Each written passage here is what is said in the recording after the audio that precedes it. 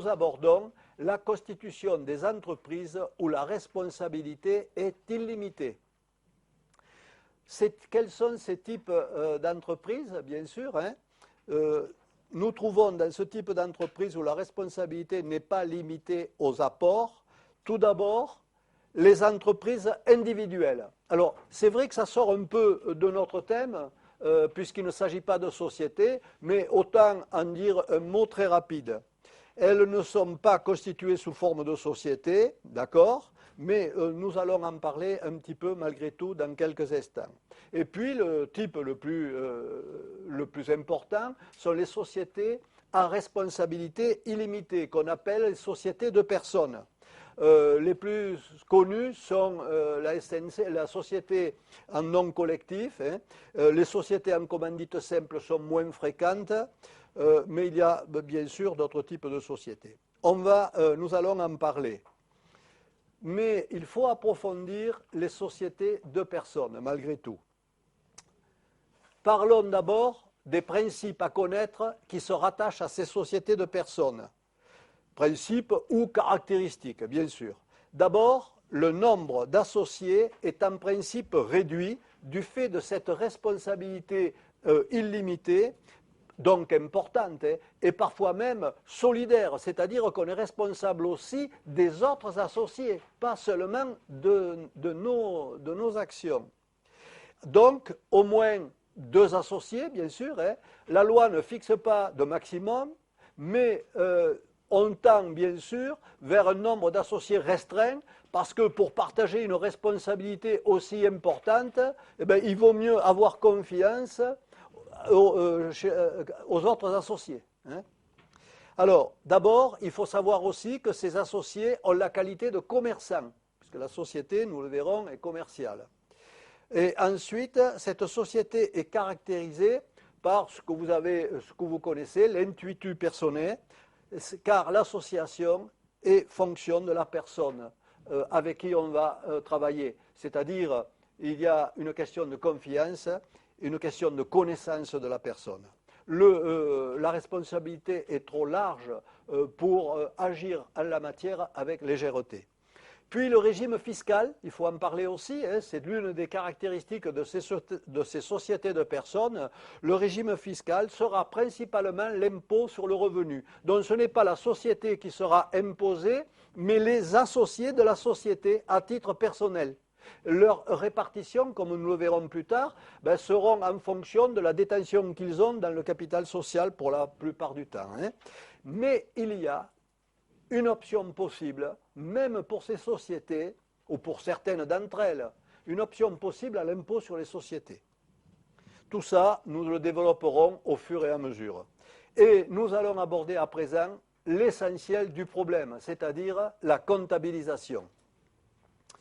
Nous envisagerons plus tard les problèmes particuliers que l'on peut rencontrer dans le cas de la libération du capital.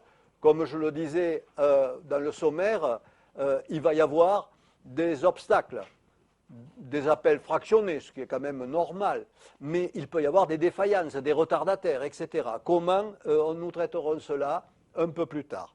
Tout d'abord, distinguons, même si c'est hors thème, distinguons ces sociétés, ces entreprises individuelles. Mais on va dire quand même que ces comptabilisations, qui peuvent vous paraître au départ un peu complexes, nous allons les expliquer et peut-être les éclairer grâce à des exemples chiffrés que nous suivrons ensemble et donc qui nous permettront de mieux expliquer ces libérations de capital. Donc, premier exemple, création d'une entreprise individuelle. On va prendre un exemple de façon à ce que vous puissiez constater la différence qu'il va y avoir avec les sociétés, bien que l'entreprise individuelle n'est pas dans notre thème. Donc, on va prendre des données. Nous allons supposer que nous créons une entreprise individuelle par des apports qui sont les suivants. Un immeuble, 250 000 €, du matériel pour 50 000 €, de la trésorerie pour 70 000 €, et puis l'entreprise prendra en charge, si vous voulez, ben, le solde d'un emprunt qui était attaché au moment où on crée l'entreprise, solde d'un emprunt qui était attaché à l'immeuble. Bien, donc solde de l'emprunt qui est une dette de 120 000. Qu'est-ce qu'on peut en déduire? Le capital va correspondre à quoi? Le capital, c'est la contrepartie, si vous voulez, de ces apports-là. Donc on va dire que l'actif moins les dettes, et on va le faire ensemble si vous voulez, va représenter le capital, que l'on dénommera d'une certaine façon. Et je vais vous proposer l'écriture de création de l'entreprise individuelle. Mais le capital, on le sait, va être de 250 000 l'immeuble, plus 50 000 matériel, plus 70 000 la position bancaire, moins 120 000 de dettes, dont nous aurons 250 000 de capital. Et l'écriture va se présenter de la façon suivante, très simple d'ailleurs. Débit 213 construction pour 250 000, ensuite 215 matériel industriel pour 50 000, 512 banque pour 70 000, il n'y a pas de difficulté, et au crédit, 164 emprunts pour les 120 000, et bien sûr l'écriture s'équilibrera avec un compte qui fait l'office de contrepartie, mais de capital. Et dans une entreprise individuelle, on pourrait l'appeler comment? Ben, capital de l'exploitant ou compte de l'exploitant. Et donc nous trouverons les 250 000 qui représentent la valeur nette de l'apport et donc de la valeur de la société au départ. D'accord? Bien. Bon, c'était juste pour vous dire que dans une entreprise individuelle, voilà comment ça se passe. Ah ben c'était en plus précisé. Bien. Alors, on va maintenant passer à la création d'une société de personnes. Donc, je rappelle, SNC, Société en non collectif, Société en commandite simple. Principe général à respecter. Et ça, il faut le retenir, les apports, mais vous le savez, j'en suis persuadé, les apports en nature sont à libérer immédiatement. On est d'accord? Deux étapes principales. Première étape, une promesse d'apport. Première étape, une promesse d'apport. Alors, le type d'écriture, on va le simplifier pour bien retenir le schéma. Ensuite, plus tard, nous pourrons, lorsque nous ferons des exercices, nous pourrons détailler un petit peu plus les comptes. Mais le type d'écriture sera un 45, un compte 45 qu'on peut intituler simplement associé compte d'apport, tout simplement. Et nous allons créditer un compte 1012. Donc, les comptes 10, 101, capital social, sont subdivisés en 4 comptes au moins ou en 5 comptes au moins. Je vous les donnerai tout à l'heure. Mais déjà ici, pour simplifier, un schéma 1012, capital souscrit, appelé, non versé. D'accord? Non versé. Bien, on peut ce compte 45, compte actionnaire, d'accord? On peut, ou associé, compte d'apport, on peut le subdiviser. Un sous-compte pour les apports en nature qui sont à libérer immédiatement et un sous-compte pour les apports en numéraire parce qu'eux peuvent être libérés sur une durée. D'accord? Donc on peut d'entrée séparer. Ça n'est pas une obligation, c'est une possibilité. Première étape, donc je disais, la promesse d'apport. On promet d'apporter. Donc il y a une sorte de capital qui se crée, il est souscrit, puisqu'on ne peut démarrer une société que quand le capital est souscrit, bien sûr. Il est appelé, bien sûr, puisque la deuxième étape qui arrive, c'est la réalisation de l'apport, de la promesse, mais il n'est pas encore versé. C'est l'objet de la deuxième étape, la réalisation des apports. Et là, nous allons donc solder au crédit ce compte 45 associé compte d'apport. Nous allons le solder par la réalisation, par les biens qu'il apporte, dont nous allons trouver des actifs et des passifs. 207, fonds commercial par exemple, 211, terrain, 213, construction, 215, matériel, 261, titre de participation, pourquoi pas, etc. D'accord? 512, banque. Et au crédit, 164, emprunt. Pourquoi pas 401, fournisseur, d'accord? Bien, donc on apporte le patrimoine, l'actif, le passif, et bien entendu on solde le compte de ceux qui ont promis d'apporter et qui apportent à cet instant précis. Alors, je vous fais une petite remarque qui vous aidera peut-être. Dans toutes ces écritures, nous allons distinguer deux types d'écriture qui se passent l'une après l'autre. Hein. Premièrement, une écriture qui touche le patrimoine, actif-passif du bilan, et une écriture qui touche la contrepartie du patrimoine, c'est-à-dire les capitaux propres, principalement la classe 10. D'accord? Vous allez voir.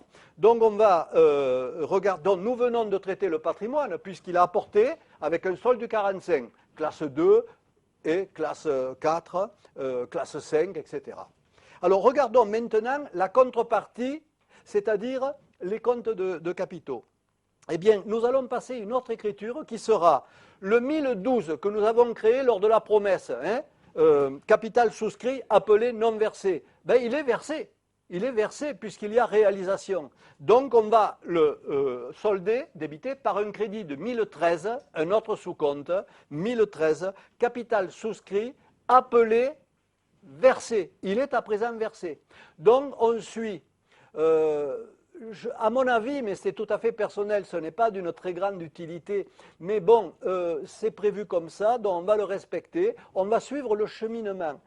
Vous verrez, à capital non versé, capital appelé non versé, capital appelé versé, puis capital définitif. Hein. Bien, alors donc, 1012 à 1013, compte de transfert pour dire que le capital appelé qui était non versé reste appelé, mais versé.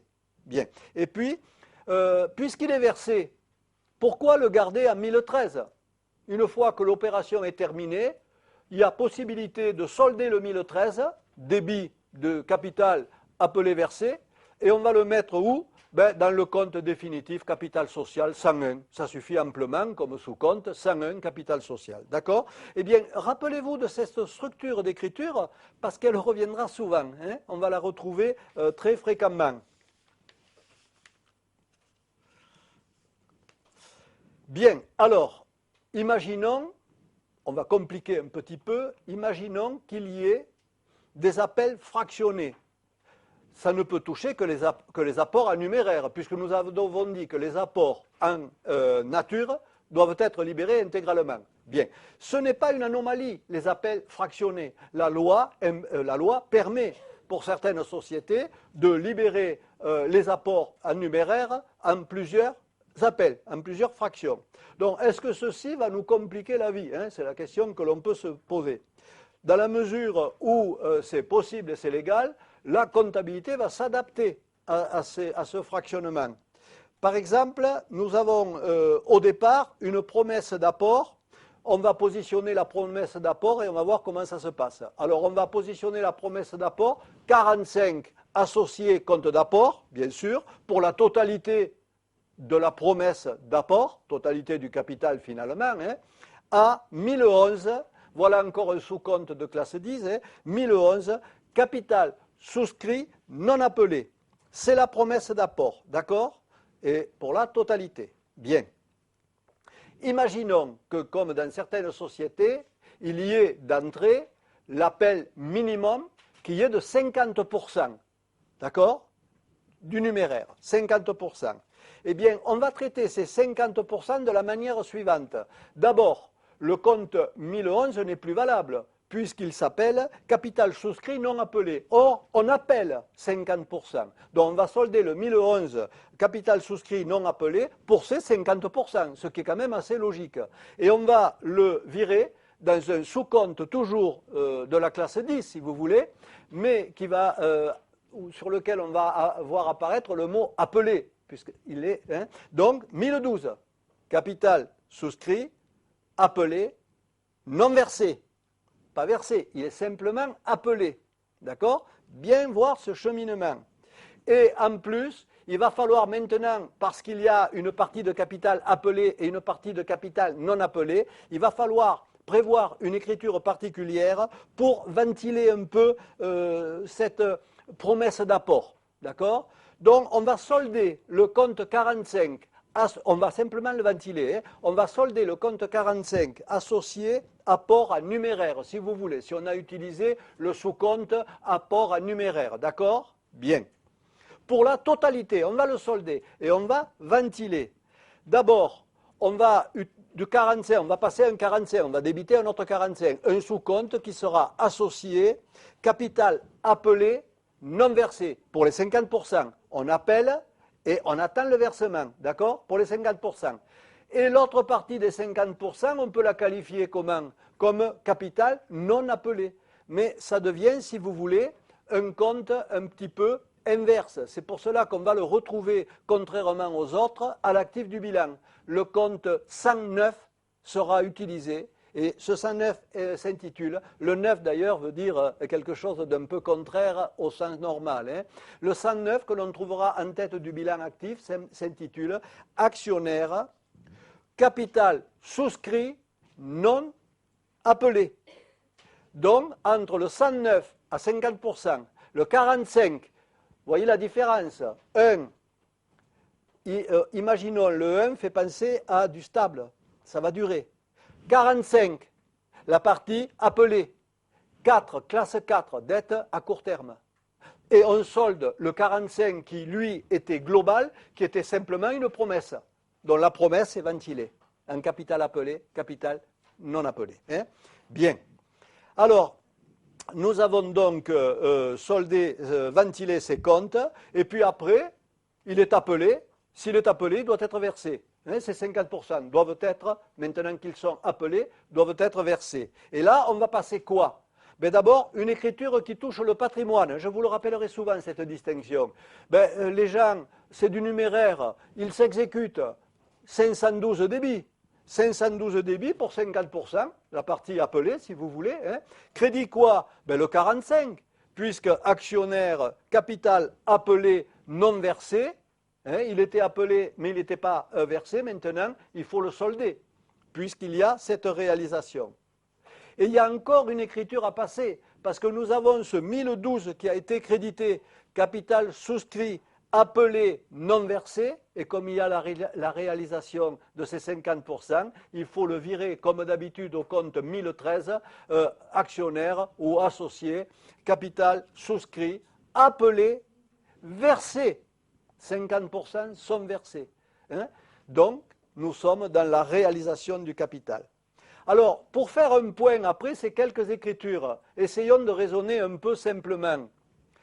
Le compte capital qui va figurer au passif du bilan, parce qu'on peut regrouper tous ces comptes 10, hein, le compte capital qui va être au passif du bilan, mais lui sera normalement à 100%, qu'il soit versé ou pas versé. Il sera à 100% et il se décomposera comment? Ben, 50% sur le compte 1011, hein, qui n'a pas été soldé pour les 50% qui n'ont pas été appelés, puisque le 1011, je vous rappelle, sont libellés, associés, enfin pas associés, capital souscrit, non appelé, 1011.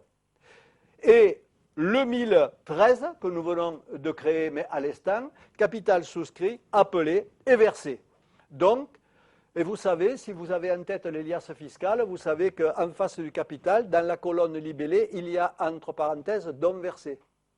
Donc, on précise, parce qu'on peut regrouper le compte capital. Si vous le regroupez, si vous ne dites rien, vous faites croire peut-être au lecteur du bilan que tout a été versé. C'est pour cela que le capital peut être regroupé, mais on dit entre parenthèses don temps versé. D'accord? C'est le détail entre le 1011 et le 1013. Le 1013, comme vous le savez, finit. Il termine finalement au 101, capital social. Hein? Bien. Tandis qu'à l'actif du bilan, malgré tout, on voit apparaître ce compte 109 qui concerne bien sûr les actionnaires pour la partie du capital qui n'est pas encore appelée. Bon, il y a une habitude à prendre avec un peu tous ces comptes, hein, mais nous allons voir qu'avec un peu d'entraînement, c'est beaucoup de la logique, hein, on va s'y retrouver.